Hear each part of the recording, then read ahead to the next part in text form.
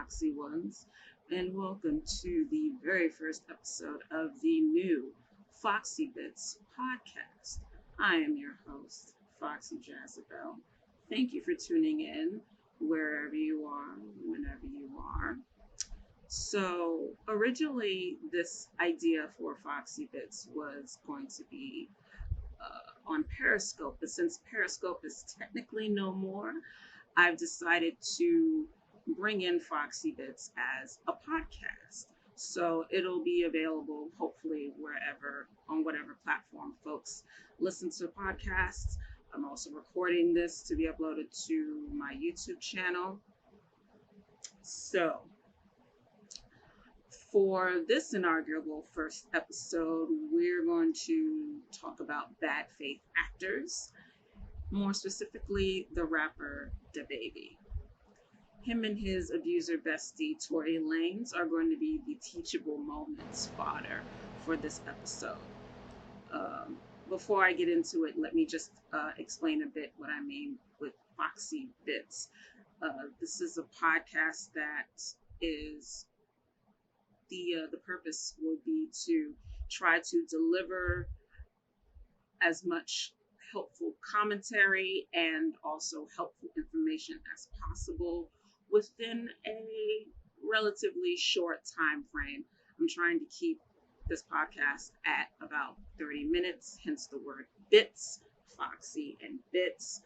Of course, I know usually a podcast can run from an hour to, maybe 2 hours, but I felt it pertinent to try to deliver commentary and content in small bits that folks are still able to digest pretty well. So let's get into it. So in case you didn't know, but I'm sure most people know, but just in case you've been living under a rock and you didn't know, DaBaby, DaBigot, DaBozo, he said some pretty homophobic things during a performance at that festival, Rolling Loud. It was about, a week, 2 weeks or so ago?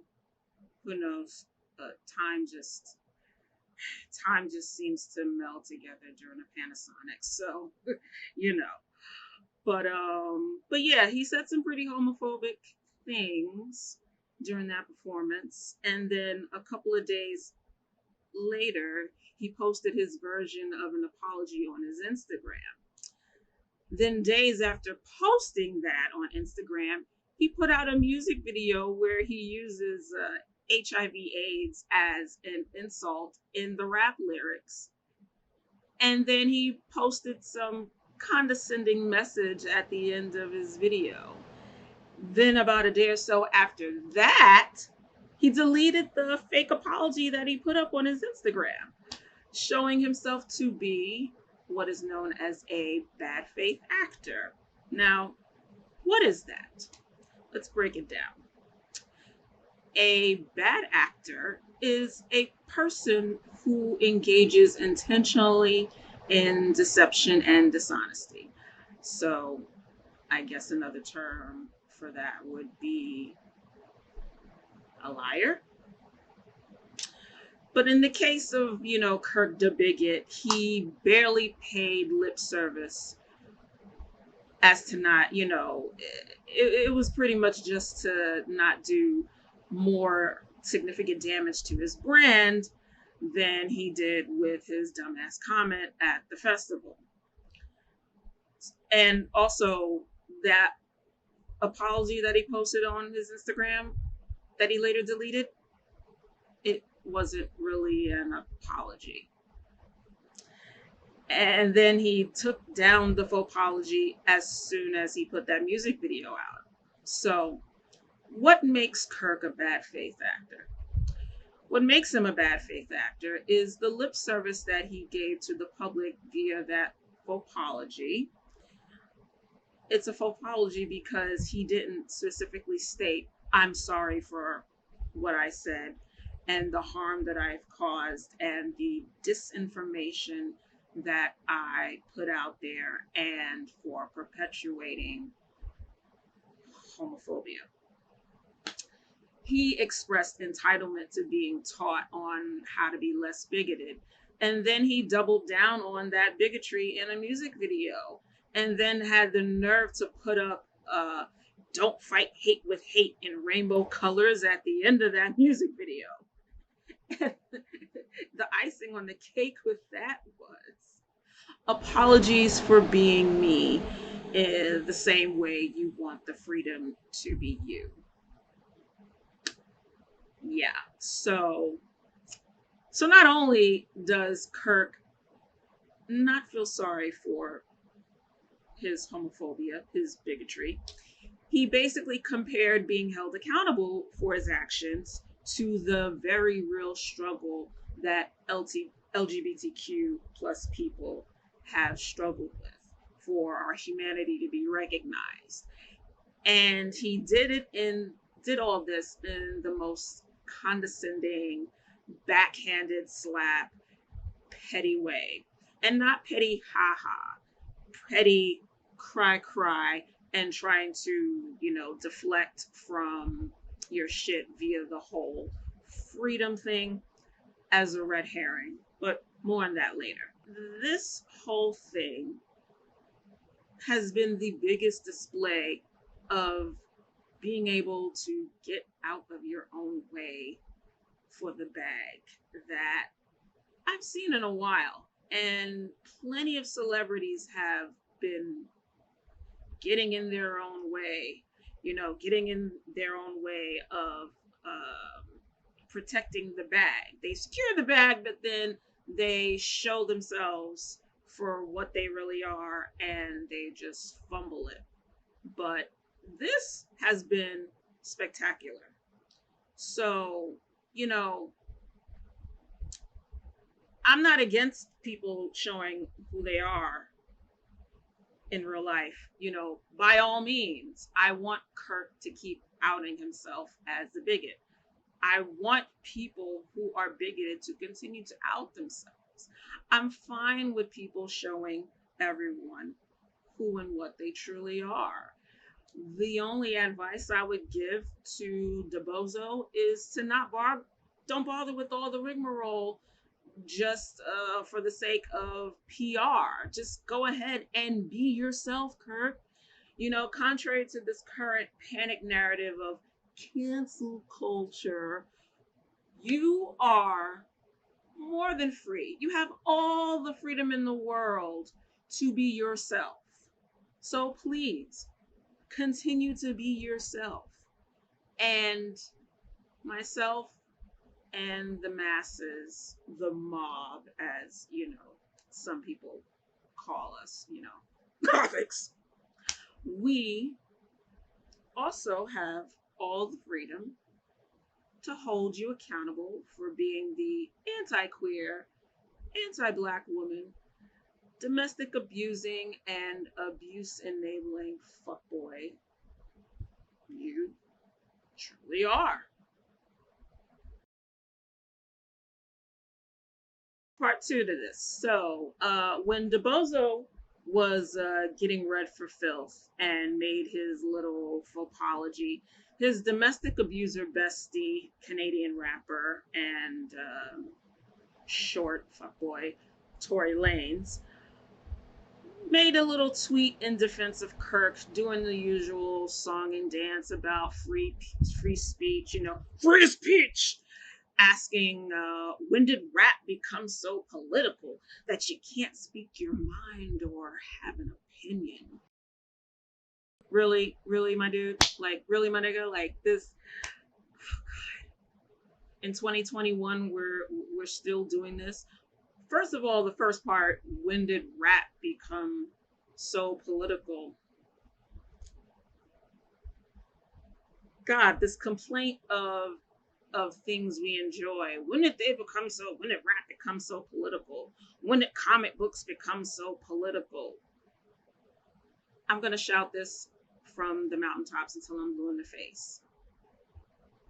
Every type of media human beings consume on this planet is political. Yes, that includes comic books.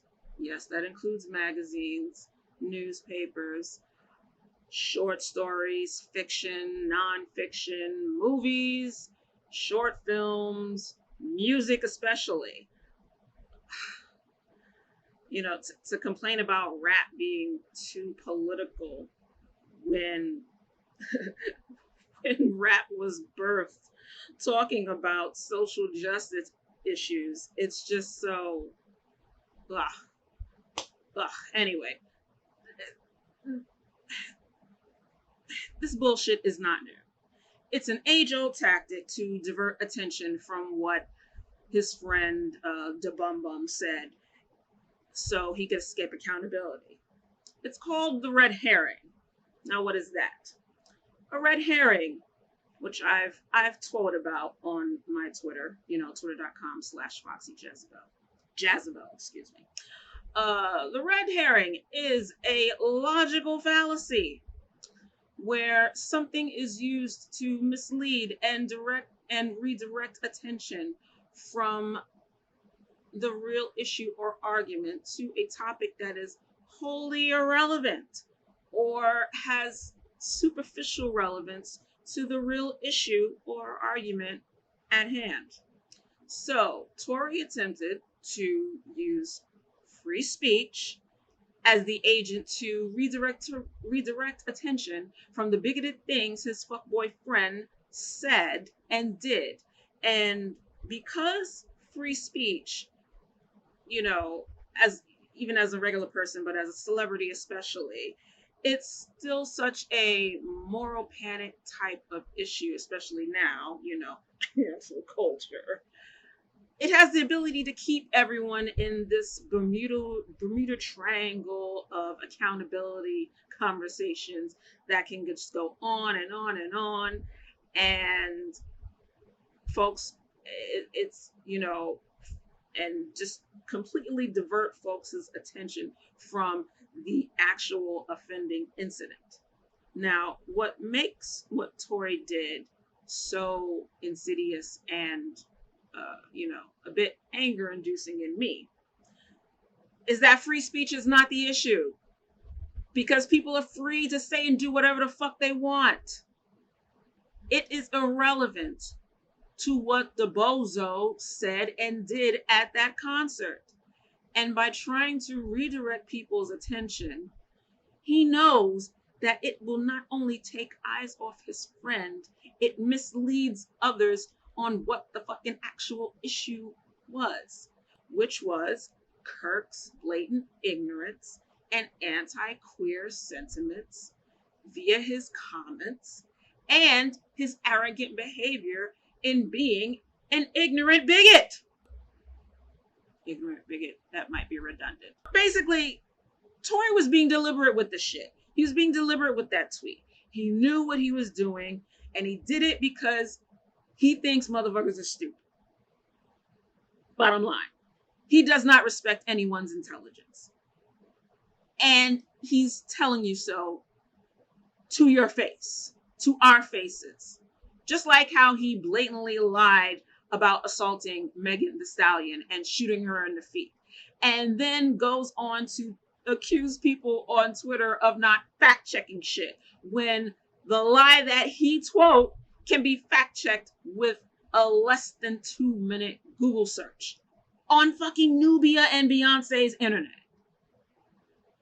Just the level of audacity to project and lie when receipts are easily found and can be easily found to refute everything you've said.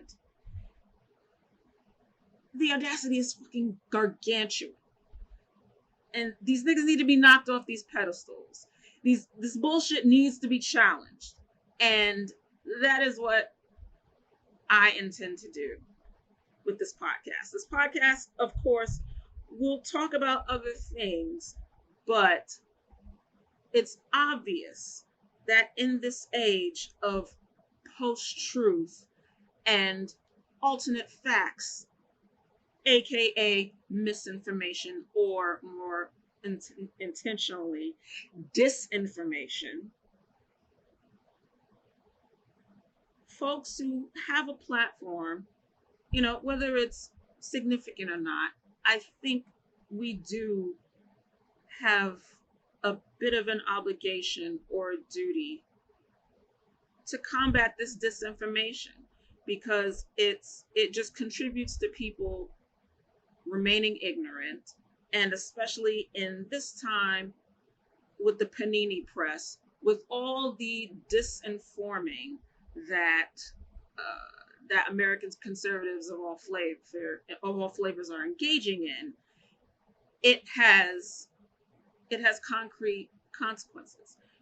It has imperial negative consequences to everybody. And it's disgusting, it's repugnant, and it needs to be challenged. And the FOXYBITS podcast is the mechanism for, it's going to be the vehicle for which I personally choose to combat this wave of disinformation, arrogance, and being ignorant. You notice I'm using ignorant because I'm trying not to use ableist words like stupid. Sadly, it still comes a little too easily to the tongue. I'm trying to catch myself when I'm about to, say something that's ableist and fucked up. It just, this bullshit needs to be fought. And like I said, folks with that significant platform, if you have the bandwidth within you to do so, because we've been through a lot and we're still going through a lot. If you have the bandwidth to do so, I think it's good work that should be done and needs to be done. And I volunteer as tribute. All right, folks. So that's going to do it for episode 1 of the FOXYBITS podcast. Links for reading and on the fallacies that I've mentioned will be in the description boxes on all the platforms where this podcast will be made available. Thank you so much for tuning in. Thank you so much. Please take care of yourself and each other. And I'll see you later.